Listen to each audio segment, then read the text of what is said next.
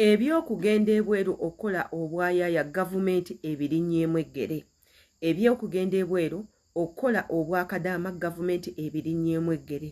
Era nga mu bbanga ttono nnyo mu biseera ebijja eyo maaso mu mwaka ogujja ebyokutwala abaana mu nsi za Buwarabu byandikomera ddala ng'ensi ya Rwanda we yakomya Abanyarwanda okugenda mu nsi za Buwarabu okola obwakadaama. Entabo evudde ku ki? Entabo evudde ku bannannyini companies ababbako abaana ssente nga babalimba nti babatwala bweru ate nga Omuwarabu aba yasasudde dda buli kimu okufuna services zo. Yenze Sheila Adita atanaba kumago subscribinga ku YouTube channel yange, subscribinga kwata ku notification bell nga buli video yona gye ntekayo ekutukako bulungi nnyo. Teweerabira commentinga imanye endowooza yo. Kiki olowooza ku butambi bwange? Kiki oyagala twongeremu? Kiki oyagala injogereko? Abagala otumirako ku baagalwa bammwe nsindikira message nga weeyambisa comment section oba nsangayo ku Instagram page yange gwayagala okunkubirako gifollowing onkubire esimu eyitemu ku TikTok okwendi bulungi nnyo nga nkozesa Sheila Adita page tekako ne Sheila Adita 1 ku Facebook page kwendi nnyo era abanfollowinga imbagala nnyo. Tugenda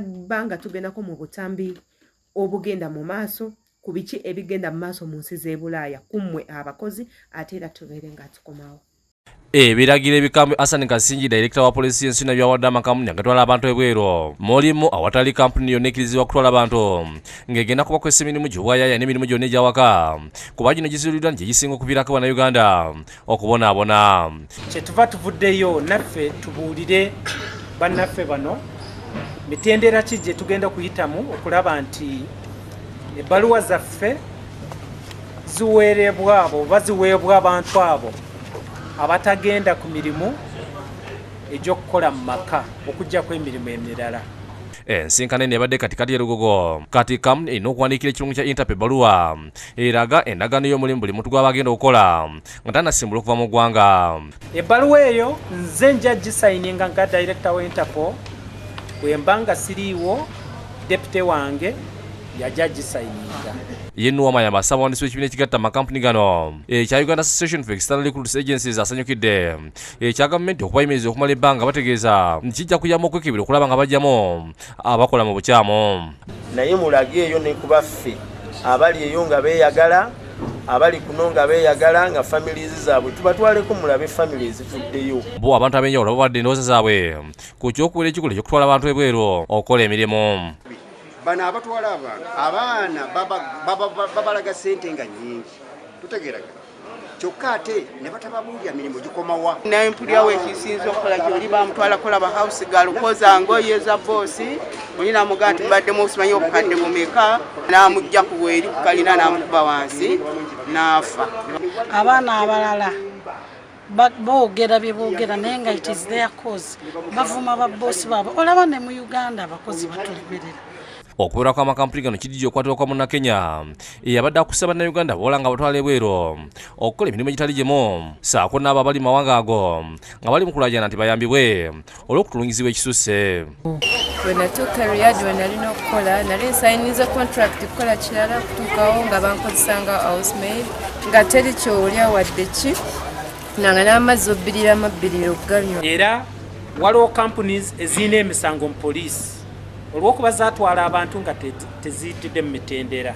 emisango weegiri abamu baatwalibwa mu. Ago nno amaloboozi si gange ag'amawulire ga publishingibwa gavumenti yaffe ey'e Uganda ng'era bali mu kwemulugunya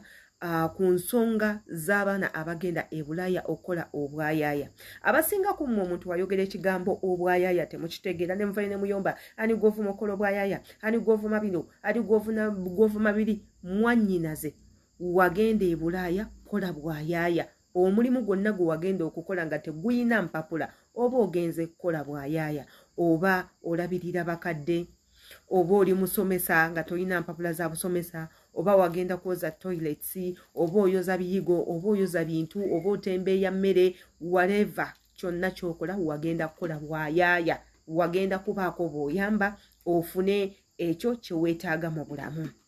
gavumenti ebataddeko essira immwe abagenda okukola kati nno nga basinzira ku butambi obukolebwa bankuba kyeyo nga mwemulugunya obukolebwa bankuba kyeyo nga musaba obuyambi obukolebwa bankuba kyeyo nga muwayo complaints zamwe eri gavumenti yaffe eya Uganda bwatyo omukulembeze waffe ow'eggwanga lyaffe erya Uganda President Museveni bwe yavuddeyo n'agamba kati kampani zonna ezitwala ebweru kanzisimbeko essira nga tewakyali kampani ejjako muntu yenna ssente emusaba busuulu oba emukubiriza okubako omusingo gwonna gwasasula alyoka agende okukola ensonga bagiwadde ate nga nsuubira nti nammwe mugimanyi bino ebintu tuzze tubyogerako over and over again naddala nze Sheila Adita nga mbategeeza nti nno baganda bange mugenda okuva wano okutuuka gye mugenza okukolera nga you are already paid kankademu mugenda okuva wano okutuuka gye mugenze okukolera mu nsi z'Abawarabu nga you are already paid nga mukamaawo yasasudde dda gavumenti yaffe ya Uganda nga yagiwadde omusolo nga yasasudde dda abantu abalina okukolera ku paperwork nga yasasudde dda abantu abalina okugulira air ticket nga air tickets zammwe nsasula already mukamaawo abakimanyi nti you have to come ng'era mukamaawo yasasudde dda eggwanga lyaffe nga yagisasudde omusolo yasasudde air ticket yasasudde paperwork igwe ojje omutuukeko nga ne mu nsi ye gy'olaga yamaze dda okusasulira yasasudde dda existence yo nga mwe muli omusolo okuwandiisa obeere nga tomenya mateeka obeere mu mateeka g'ensi eyo gy'ogenda okukolera so abantu baneeno bwe baddamu ne babasaba sente that means babasabye double of the money babadabolinze sente omuwarabu abasasudde ate nammwe mubasasudde mulyoke mugende kati nno gavumenti we yategedde ebintu ebyo negamba omuntu yenna anaakwatibwa kampani yonna eneekwatibwa oba gye bagenda okwemulugunyaako nti kampani bweti ne bweti etusaba sente okugenda okukola kampani eyo egenda vunaanibwa sinakindi kampani eyo eyinza okuggalibwawo mu bunnambiro ate ng'ebyo muzze mubirabako wano we tubasaba nti nammwe ng'abantu muteekinge initiative nga mu processinga bino ebintu by'okugenda mu nsi z'Abawarabu okukola okimanye nti nno yes ngenda Lebanoni oba ngenda Jordani akina ngenda Saudi Arabia ngenda Qatar ngenda Kuwait ngenda Dubai kola bwa housemaid ngenda ne company bweti company eno obeere ng'okimanyi nti omuwarabu akimanyi nti gy'oli ayina n'ekifaananyi kyo akumanyi nga bw'ofaanana yakusasulidde nadda sente ezikujja mu ggwanga erya Uganda ogende omutuukeko kyaba asuubira gwe wekka nga toyinaako kamogo toyinaako kakwakulizo nga teri nti yakusabye sente nti oba wasasudde sente nga tebiriiyo era bwe baba bakusabye sente oli waddembe okwemulugunye wa mukamawo n'omugamba nti bwe nabadde nzija wano eno kampani yange yandeese yansabye sente omuwarabu waddembe okukomplaininga kampani eyo nekuddiza sente oba neggalwa mu bunnambiro yenze Sheila Adita kandowooze nti eno information nje mbawadde nnungi nnyo mugenda giyigamu ate era muwooninge ne bannammwe bonna baleme kubeera scammed kwene ensonga egenda mu maaso ate ekirungi gavumenti ya makinze clear nze ne wenayogera ebigambo nga 5 oba 6 naye ekituufu nti information esembayo twagijje mu gavumenti yaffe eya Uganda bwe yavuddeyo neyogera ku zino ensonga mukaate